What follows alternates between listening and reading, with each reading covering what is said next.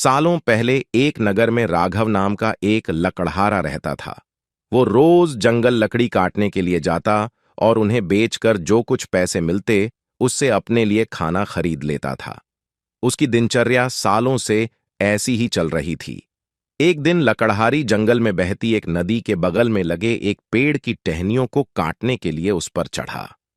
उस पेड़ की लकड़ी काटते काटते उस लकड़हारे की कुल्हाड़ी नीचे गिर गई। तेजी से लकड़हारा पेड़ से उतरा और अपनी कुल्हाड़ी को ढूंढने लगा। उसे लगा था कि नदी के आसपास उसकी कुल्हाड़ी गिरी होगी और ढूंढने पर मिल जाएगी।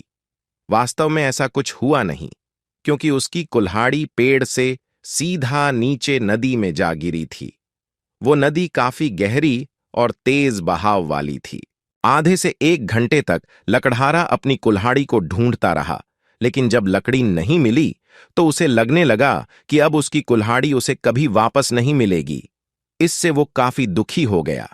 लकड़हारे को पता था कि उसके पास इतने पैसे भी नहीं हैं कि वो नई कुल्हाड़ी खरीद सके। अब वो अपनी स्थिति पर नदी किनारे बैठे बैठे रोने लगा। लकड़हारे की रोने की आवाज सुनकर वहां नदी देवी आ गई। उन्होंने लकड़हारे से पूछा, बेटा, क्या हो गया? तुम इतना क्यों रो रहे हो? कुछ खो दिया है क्या तुमने इस नदी में? नदी के देवी के सवाल सुनते ही लकड़हारे ने उन्हें अपनी कुल्हाड़ी गिरने की कहानी सुना दी। नदी के देवी ने पूरी बात सुनते ही कुल्हाड़ी को ढूंढने में लकड़हारे की मदद करने की बात कही और वहां से चले गए। कुछ देर बाद नदी के देवी नदी से बाहर निकलकर आए और उन्होंने लकड़हारे से कहा कि मैं तुम्हारी कुल्हाड़ी लेकर आ गया हूं। नदी के देवी की बातें सुनकर लकड़हारे के चेहरे पर मुस्कान आ गई। तभी लकड़हारे ने देखा कि नदी के देवी ने अपने हाथों में सुनहरी रंग की कुल्हाड़ी ले रखी है। दुखी मन से लकड़हारे ने कहा, यह सुनहरी रंग की कुल्हाड़ी मेरी तो बिल्कुल भी नहीं है। यह सोने की कुल्हाड़ी जरूर किसी अमीर इंसान की रही होगी। लकड़हारे की बात सुनकर नदी के देवता दोबारा से गायब हो गए। कुछ देर बाद नदी के देवता दोबारा नदी से बाहर निकले। इस बार उनके हाथों में चांदी की कुल्हाड़ी थी। उस कुल्हाड़ी को देखकर भी लकड़हारे को खुशी नहीं हुई। उसने कहा कि ये भी मेरी कुल्हाड़ी नहीं है, ये किसी दूसरे इंसान की कुल्हाड़ी होगी। आप उसी को ये कुल्हाड़ी दे दीजिएगा। मुझे तो अपनी ही कुल्हाड़ी ढूंढनी है।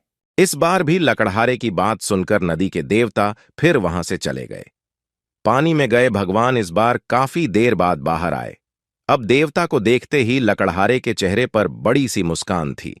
उसने नदी के देव से कहा, इस बार आपके हाथ में लोहे की कुल्हाड़ी है और लग रहा है कि ये मेरी ही कुल्हाड़ी है। ऐसी ही कुल्हाड़ी पेट काटते समय मेरे हाथ से नीचे गिर गई थी। आप ये कुल्हाड़ी मुझे दे दीजिए और दूसरी कुल्हाड़ियों को उनके असली मालिक तक पहुंचा दीजिए। लकड़हारे की इतनी ईमानदारी और निष्पाप मन को देखकर नदी के देवी को काफी अच्छा लगा। उन्होंने लकड़हारे से कहा कि तुम्हारे मन में बिल्कुल भी लालच नहीं है। तुम्हारी जगह कोई और होता तो सोने की कुल्हाड़ी झट से ले लेता, लेकिन तुमने ऐसा बिल्कुल भी नहीं किया। चांदी की कुल्हाड़ी को भी तुमने लेने से इनकार कर दिया। तुम्हें सिर्फ अपनी लोहे की ही कुल्हाड़ी चाहिए थी।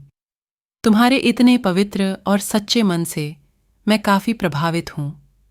मैं तुम्हें उपहार में सोने और चांदी दोनों की ही कुल्हाड़ी देना चाहता हूं।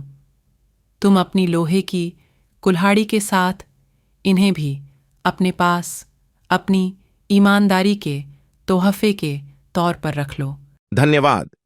यह कहानी से एक महत्वपूर्ण सीख मिलती है कि ईमानदारी और नेकी से बड़ी कोई दौलत नहीं है। लकड़हारे की सच्चाई, ईमानदारी और निष्ठा ने उसे सोने और चांदी की कुल्हाड़ियों के रूप में बहुत अच्छे फल दिए। इससे हमें यह सीखने को मिलता है कि जीवन में हमें अपने मूल्यों और नैतिकता पर कभी भी कमी नहीं करनी चाहिए।